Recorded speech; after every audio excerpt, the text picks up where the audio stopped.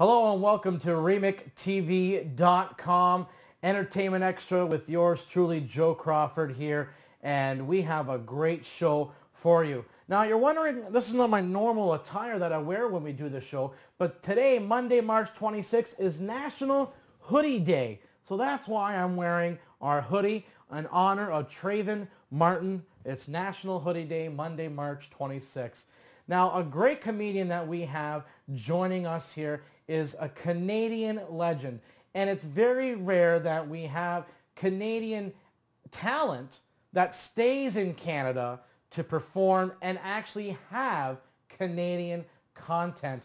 I am honored to have him on the show. He's a two-time winner of the Canadian Comedy Awards, a Gemini Award winner. He's been on Just for Laughs, CBC with his show, The Ron James Show, and he's touring and he's taking some time to speak with us here on the show. Mr. Ron James. Hello, sir. How are you? How you doing, Joe? I'm doing very well. Thank you very much for taking some time out of your busy schedule and being with us here on the show. Well, this is a really important and auspicious day for me, too, because it's the first time I've ever Skyped. Oh, well, welcome to the Skyping world. How do you so far? Well, the delay is interesting. I wouldn't want to have that in an audience when it comes to laughs. I'm getting used to it, brother. Nice, nice. Well, it is a very to have, and it's great because we can't have you physically in the studio, but we actually have you via Skype, and I thank you again for doing that. By the way, your studio does look like an interrogation room. If you see me get shot, you're the first.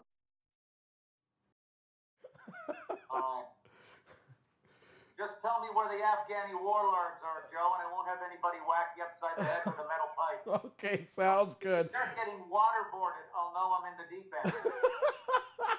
And this is just a little bit of comedy that we're seeing from Mr. Ron James. Ron James is taking the stage out to British Columbia next month in April. Beautiful BC. And you can check out his website, ronjames.ca, of where he'll be. Now, Ron James is a truly native Canadian. He was born in Glace Bay, Nova Scotia. And Ron, what brought you into comedy? Well, you know, I'm from the Coal Town Road down there in Cape Breton, and it's been years since the mines were moving full tilt there. I moved to Halifax when I was 9, and I guess it was through osmosis that brought me into comedy. You know, I had the good fortune to have a engaged and active family and kitchen. My relatives were funny. They were all natural storytellers. And my friends were funny. And, I was like little for a long time, right? I was, 47 pounds till I was 15 years old, and 35 of that was my head. Oh, wow. So, if you don't learn to get laughs when you've got that kind of physical disposition, you're going to be wearing a helmet your whole life. So but it's an exponential leap getting laughs in the classroom and kitchen to getting laughs on the stage. And in 77, I was watching a show on TV in university after we'd done a couple of Hot Knives. And it was Saturday Night Live. And, I watched Aykroyd put a bass in a blender and drink it. And I knew that was inspired anarchy, and it was something I wanted to do. So after university, I came to Toronto and got into Second City. And although Second City and stand-up comedy are different sides of the same coin, it's a totally different way of expressing yourself comedically. And I learned the fundamentals of the trade of comedy and stage skills with Second City, and was with that organization for 10 years. But really, I hear the soul notes singing the loudest with stand-up because of its visceral and immediate hit. And I've been doing it now for 17 years. I've been on the road for 13 playing soft-seaters. And the road takes no prisoners and comedy doesn't suffer fools. This is a discipline that demands dedication. And with that, with such great words, because You are so dedicated in what you do and everything that you do. It seems like everything that you've done, I think, is kind of like a gold mine with comedy. From Just for Laughs to your CBC show, The Ron James Show, to your touring. Now, you did something totally different than most Canadian talent does. Like, most of the Canadian talent go to the States, LA, New York, and stay there and make themselves known. Where you went down there for a few years and, like you said, you came back up to Toronto after university. What made you want to come back and be so big here in Canada? Well, you make it sound like I had a choice. Like, no, I don't want to be big in America. I much prefer to play Fort McMurray on a Tuesday in December. I came back because I was $42,000 in debt, buddy. I couldn't get my visa renewed. The show I went down to was canceled. I was out of work for a year. I ended up doing a few commercials and stuff, but I wasn't a stand-up comedian there. So I came back because my daughter was eligible for school age, and we wanted to have another baby. And with how much in debt we were, we couldn't afford something like that in the States. And, my SAG benefits had run their course. So it was a matter of survival to come home. And I learned some fundamental lessons in America, though, The lessons I learned there boded me very well for shifting the paradigm once I got home, and that the individual is responsible for their own happiness. And I didn't have those. I didn't have that ethos before I left. I was always kind of passive in my approach to my career. This generation of young comedians and performers isn't, though. They're all about making their own work, and that's what I really do admire. But when I did come home, I wanted to make it work here because, like Joseph Campbell says, you have to follow your bliss. And I read a lot of Joseph Campbell when I was down there, and he formed a template for my own personal philosophy as to how I was going to, attack the country. I wanted three things when I got home. I wanted to be a comedian, a working comedian. I wanted to run my own ship, and I wanted to create my own television show. And so I did. My first series was Black Fly, which turned out to be a Pyrrhic victory. But nevertheless, it did show me that it was a validation of the imagination. That, I could be inspired by a stand-up tour around the tip of Lake Superior in January and come up with an idea that somehow some network bought. Although, global budget was so low for that show, the cast and crew actually got scurvy.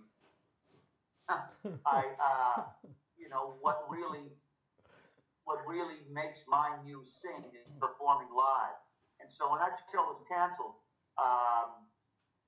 just let me go back a bit. I'm sorry, I'm jumping ahead. That's okay. I did the club scene for 5 years, and the club scene was crucial because I learned my craft at different clubs around the country. And I worked with a lot of really good comedians, and I shared the stage with the best talent that existed in stand-up in America at that time. Louis C.K., Ray Romano, Rich Hall, Kevin James, excellent comedians at this marvelous little club called the Laugh Resort, which is now defunct. And there were great comedians on at this Laugh Resort, guys who write for Rick Mercer now, Tim Steeves, Mark Farrell, who's, won more Geminis than Carter got pills, myself. But it was out on the road where I heard the soul notes sing the loudest. And that's what inspired me to write. You didn't mention it, but my 5 specials that I wrote and created for CBC were inspired by the comedic mileage I managed to mine just by embracing the virtues of people and place. I didn't chase fame. Fame was so bogus. I saw the toxic pursuit of that in Los Angeles and all its manifestations. And it wasn't authentic. Celebrity perpetuates this ruse that if you're rich and famous, all your dreams will come true. And in fact, you're really chasing the dragon's tail. It's bogus. Los Angeles is a very, very demanding corner of the world. And how it exists in myth is not how it exists in reality, which is what my first special was all about. So what I found genuinely drives my muse is trying to find out what makes people tick, what makes this country tick. Canada, unlike America, never had a deference for the rebel voice. Where America is life, liberty, and the pursuit of happiness, Canada's motto is peace, order, and good government. We're a country of the status quo, which is indicative of, you know, the pinheads we have running the country right now. Right. They just want you to toe the party line, and anything you say against them is heresy. Yeah, well, just because I hit my tipping point drinking Timmy's and eating donuts on the road doesn't believe I have to endorse this gang of tough love pricks who got the key to the government store. You know, I've taken roadside squirts in such forgotten corners of the country Neanderthals haven't left yet. Ron James we're speaking with here, yeah. And talking about with his comedy and dealing with, we're talking about going with the government there. Keep on going there, sir. I cut you off. Look, buddy, I mean, it's a dangerous day, but it's a great day to be a comedian, you know? It's shocking, though, how quiet people go. You know, I played Tony Clement's writing. I had 2 dates in Huntsville. It's exciting to walk point on stage and tip the apple cart from this cabal of tough love pricks who want you to toe the party line. It's great. Look, I'm telling you. You know, look at Vic Tay's crime bill. They're covering everything from out-of-control youth to bestiality. As I said, I didn't realize that pet sex was a runaway red-button issue in Canada. Maybe in some of those dark Tory rural ridings it is. Like I said, you know, it's, and the other thing that galls me is that people take it, you know? I mean, they dropped $1.5 billion on the G20 in Toronto. And Tony Clement had the audacity to spin the story that it was great for Toronto tourism. I live downtown. Every billion square kilometers of the city core was boarded up. So if anybody did visit, they thought they were in Detroit. That's so true. What makes you? I guess you are always writing. I guess because everything is always changing, right? So you're always got to be on top of things, correct? Yeah, I mean, when I wrote my specials, I had about a 6-month window from the time that I would hone the material on the road, which is crucial and such a luxury to have road home material. Right. To the research I did in the summer and then the subsequent mounting of the show in September.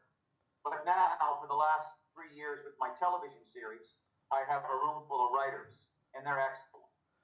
So, and they're all bright, and they all bring their own perspective. And that's what's great about having a team of writers now, is they all manage to get my voice. So they bring their perspective to the room and filter it through my voice. It's been very inspiring, you know, because half of them, well, they're all younger than me. And I'm 20 years, I've got 20 years on some of them. And they're opinionated, they're informed, and they have their own comedic perspective. So we are writing all the time. And we're actually sitting on pins and needles this week, keeping our fingers crossed we'll get renewed for a 4th season. Oh, I really hope so. Oh, we're going to pray for you extra hard. I really hope that works out. You do have the 3 seasons of The Ron James Show on CBC and your specials that can be bought on ronjames.ca. Ron, you've been across North America, let's put it that way. But a lot of your content you deal with is Canada. So when you do your tour, do you do any touring in the States? And do they understand our Canadian humor? I just use the material that isn't exclusively Canadian. I mean, I've got so much material now, you know, that's 5 90-minute specials. You know, 6 if you include Shaky Town. So, and each special was about anywhere from 60 to 65 pages. So, you know, you have to have a lot of material. And I concentrated on making it happen here, because at the end of the day, art is food. I had 2 daughters. I wanted to raise them. I wanted to build a house. And I wanted to have the accoutrements of comfort that come with a hard fought for career.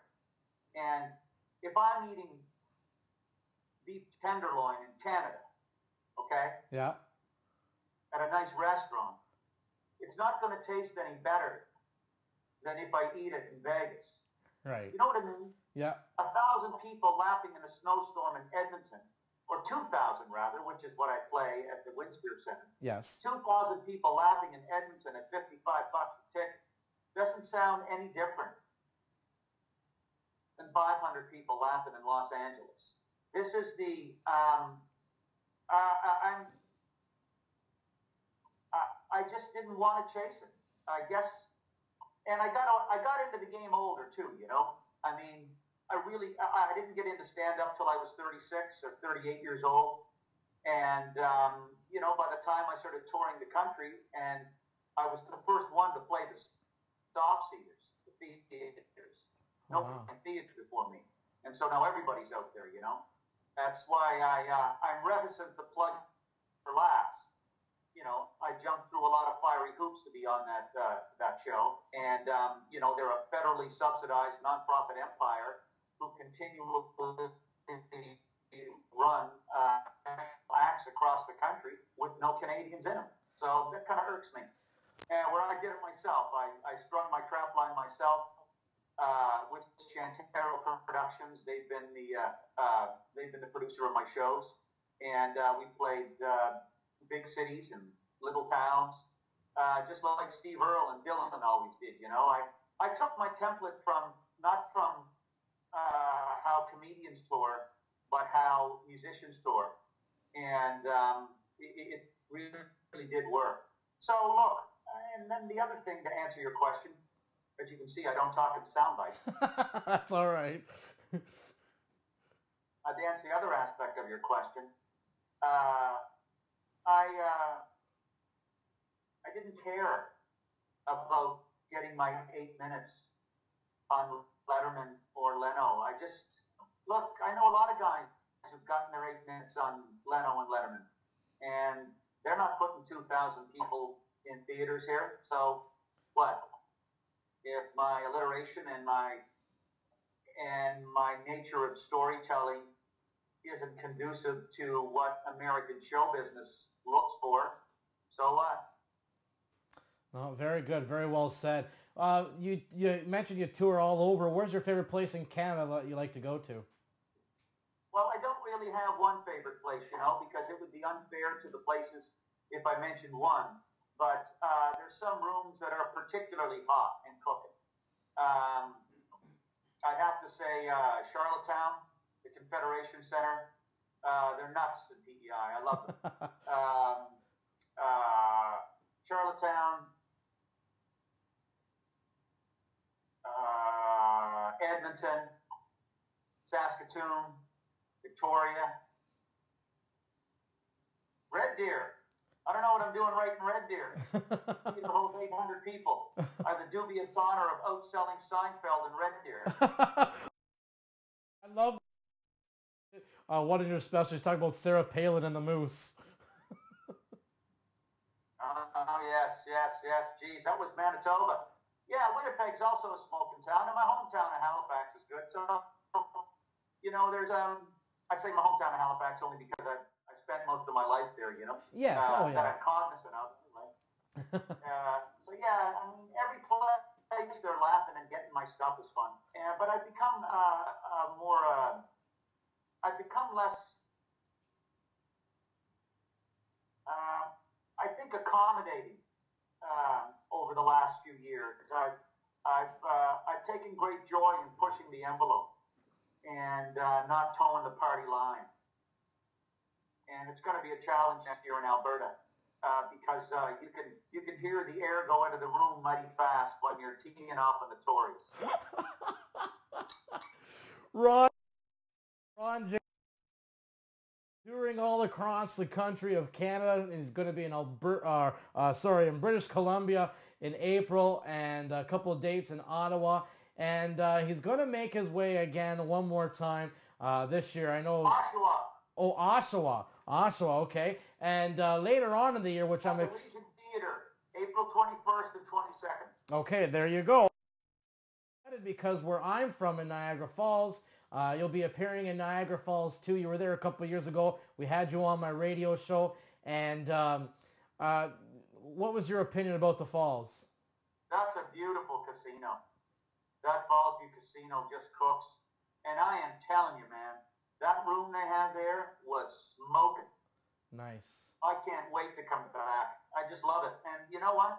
I should go down there more often. I'm just so honored to be with all the prestigious acts they have there, and to be part of their organization. They treat you like $1 million. I think I'm the only, they send a limo to pick you up, and I had them go through the Timmy's drive-thru on the way down. Beautiful. Love it. Okay, so for a limo who's going through the Tim Hortons drive-thru in Niagara Falls then. Oh, Ron and Ron, I want to thank you very much. I hope you do come more often to Niagara Falls. Love to have lunch with you one day. Yeah, Joe, I'd be delighted. Okay, awesome. And it's good country down there, and clearly good people too, because they just after the show, it's marvelous to get standing ovations, but when they jump up like they've been bit in the ass, you know you've done your job well. Awesome, Ron, and you've been doing a job well done, and I am going to be praying for you and wishing you good willing luck to hopefully that we see the 4th season of the Ron James Show on CBC. You can check out all Ron James specials and the 3 seasons on CBC at ronjames.ca. Ron, I want to thank you very much for taking this time and being with us here on Entertainment Extra. Thank you, brother, and happy National Hoodie Day. Yes, thank you. Same to you. Keep it tuned here on RemixTV.com because we have a lot more different shows all for you here on Entertainment Extra with Joe Crawford.